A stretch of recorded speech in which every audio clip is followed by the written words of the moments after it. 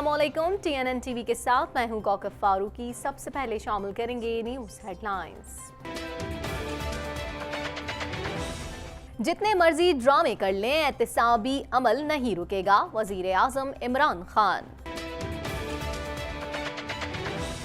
फवाद साहब, बकरा ईद कब है? Army chief general Qamar Javed Bajwa. Miftah Ismail ने हिफाजती जमानत के लिए सिंध हाई कोर्ट से रुजू कर लिया। जाली ट्रस्ट डीड का मामला, मरियम नवाज एहतसाब अदालत में पेश। मुल्क में इदारे आजाद हैं, कानून अपना रास्ता खुद बना रहा है, फिरदौस आशिकवान।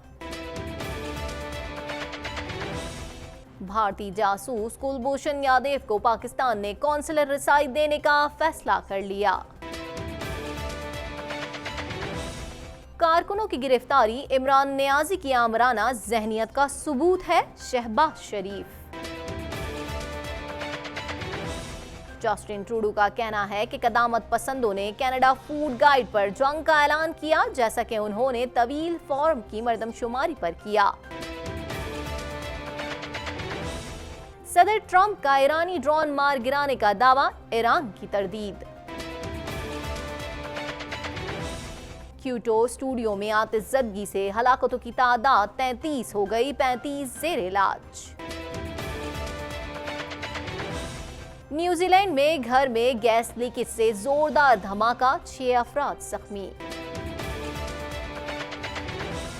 मैक्सिको के बदनाम जमाना मुनशियात स्मगलर को उम्र कैद की सजा। हेडलाइंस आपने जानी, खबरों की तफसील शामिल करेंगे इस ब्रेक के बाद।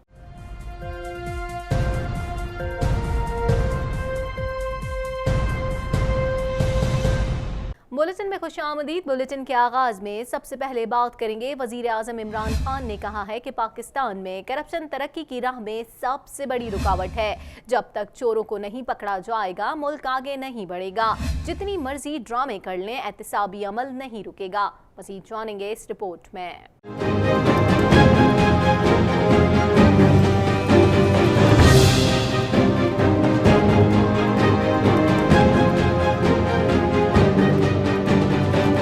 वजीर आजम इमरान खान ने कहा है कि पाकिस्तान में करप्शन तरक्की की राह में सबसे बड़ी रुकावट है। जब तक चोरों को नहीं पकड़ा जाएगा, मुल्क आगे नहीं बढ़ेगा। जितने मर्जी ड्रामे कर लें, एहतसाबी अमल नहीं रुकेगा। वजीर आजम इमरान खान का मियांवाली में अस्पताल का संग बुनियाद रखने की तकरीब से खिताब करते हुए कहना था कि इंसानियत की भलाई के काम करके इंसान को रूहानी खुशी महसूस होती है। अमीर आदमी को कभी दुनिया याद नहीं करती, जो इंसानों के लिए कुछ करके जाए दुनिया उसे याद करती है। आज भी सूफिया कराम के मज़ारों पर लाखों लोग आते हैं। उन्होंने बताया कि मियांवाली में अस्पताल का प्रोजेक्ट अनिल मुसर्रत की काविश है। इसकी तामीर में हुकूमत का नहीं बल्कि उनका पैसा लगेगा। तकरीब इस वक्त कश्ते ज़ाफ़रान बन गई है, जब वजीर आजम ने अनिल मुसर्रत को मुखातिब करते हुए कहा कि आपकी उर्दू बिलावल भुट्टो से बेहतर है। आपने कम अज कम ये तो जुमला अदा किया कि मैं अनिल मुसर्रत हूँ। वजीर आजम ने मुस्कुराते हुए कहा कि इस मौके पर मैं इनसे ज्यादा बात नहीं कर सकता। उनका कहना था कि नमल यूनिवर्सिटी एक ख्वाब थी। सब कहते हैं कि देहात में यूनिवर्सिटी नहीं बन सकती। आज नमल में 97% स्टूडेंट को स्कॉलरशिप मिली हुई है और इसके 22 PhD हैं। मुल्क की हालिया सियासी सूरत हाल और नैब की जानिब से करप्शन इल्जामात में पकड़ धकड़ पर बात करते हुए वजीर आजम इमरान खान का कहना था कि प्रोपेगेंडा किया जा रहा है कि उन गिरफ्तारियों का पाकिस्तान को क्या फायदा होगा। उन्होंने चीन की मिसाल देते हुए कहा कि हमसाया मुल्क ने अपने 450 वज़रा को जेल में डाला और वहाँ सबसे ज्यादा तरक्की हो रही है। वजीर आजम इमरान खान ने कहा कि पाकिस्तान में भी जब तक करप्ट लोगों का एहतसाब नहीं होगा, मुल्क तरक्की नहीं कर सकेगा। गुज़िश्ता 10 साल में मुल्क का कर्जा 6000 से 30,000 अरब हो गया है। आज हमारा ये हाल है कि हम कर्जों का सूद वापस करने के लिए मजीद कर्जे ले रहे हैं। कर्जा भी लिया और मुल्क का नुकसान भी हुआ। किधर गया इतना पैसा?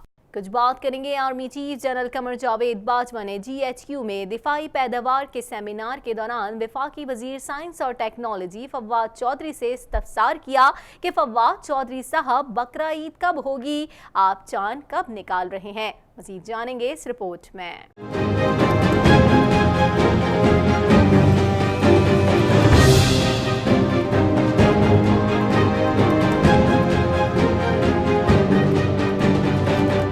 Army chief general Qamar Javed Bajwa ने GHQ में दिफाई पैदावार के सेमिनार के दौरान वफाकी वजीर साइंस और टेक्नोलॉजी फवाद चौधरी से इस्तफसार किया कि फवाद चौधरी साहब बकरा ईद कब होगी, आप चांद कब निकाल रहे हैं। जनरल कमर जावेद बाजवा के इस इस्तफसार पर हाजिरीन मुस्कुरा दिए। इस मौके पर दोनों के दरमियान मुख्तसर तबादला हुआ। इससे कबल वजारत दिफाई पैदावार के ज़ेर एहतमाम 2 रोज़ा सेमिनार इख्तिताम पजीर हो गया। सेमिनार का इख्तितामी सेशन GHQ में हुआ, जिसके मेहमान खुसूसी आर्मी चीफ थे। इस मौके पर जनरल बाजवा ने शुरका से खिताब किया और दिफा की मजबूती में वजारत दिफाई पैदावार और दिफाई इदारों के किरदार पर रोशनी डाली। उन्होंने शुरका के सवालों के जवाब भी दिए। मिफ्ता इस्माइल ने हिफाजती जमानत के लिए सिंध हाई कोर्ट से रुजू कर लिया। साबिक वजीर खजाना हिफाजती जमानत के लिए कोर्ट पहुंच गए। मजीद जानते हैं इस रिपोर्ट में।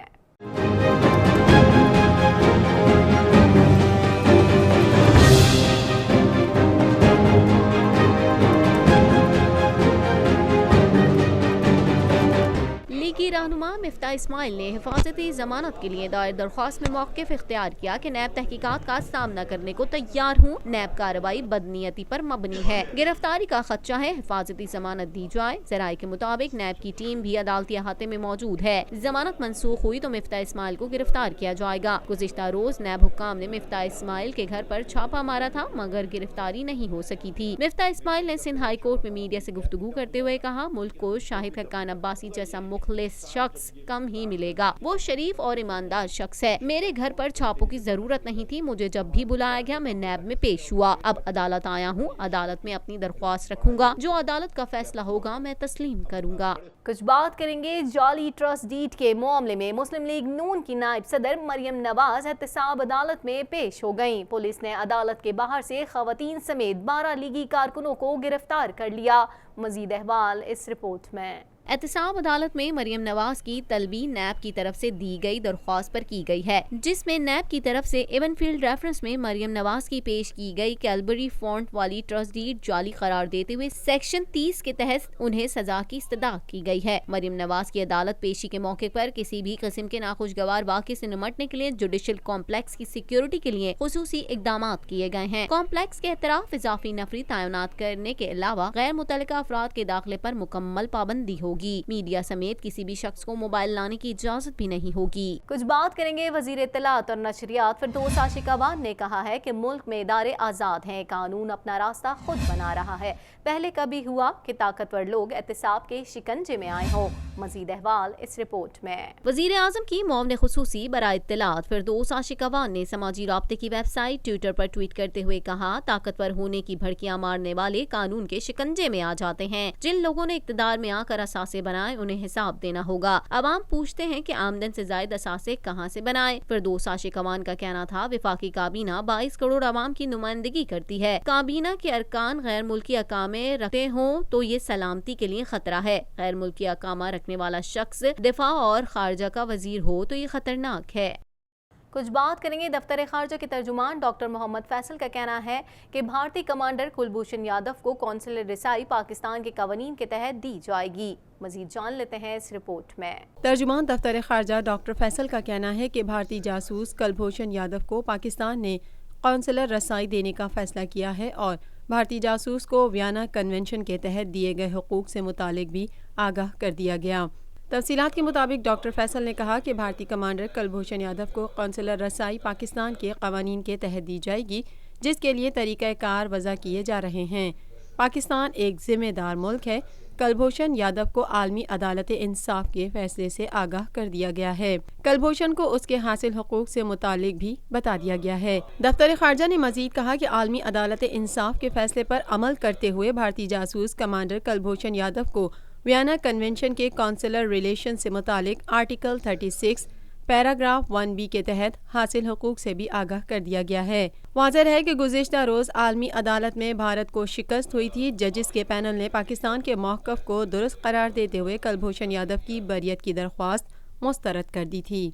कुछ बात करेंगे शहबाज शरीफ ने गिरफ्तारियों की शदीद अल्फाज में मुजम्मत करते हुए कहा कि कारकुनों की गिरफ्तारी इमरान नियाजी की आमराना जहनियत का सबूत है। मजीद अहवाल जानेंगे इस रिपोर्ट में। ओपोजिशन लीडर कौमी असम्बली शहबाज शरीफ ने अपने बयान में कहा कि पुरअमन कारकुनों की गिरफ्तारी इमरान न्याजी के खौफ में मुब्तला होने की अलामत है। आमरीत और फस्तायत के हर हथकंडे का बहादुरी से मुकाबला करेंगे। अवाम के हुकूक की जिद्दोजहद से पीछे नहीं हटेंगे। याद रहे कि इस्लामाबाद पुलिस ने मरियम नवाज की एहतसाब अदालत में पेशी के मौके पर अदालत के बाहर नारेबाजी करने वाले मुस्लिम लीग नून के 12 से जायद अरकान को गिरफ्तार किया, जिनमें खवातीन कारकुनान भी शामिल हैं। मजीद खबरें भी बुलेटिन का हिस्सा होंगी, मगर इस ब्रेक के बाद।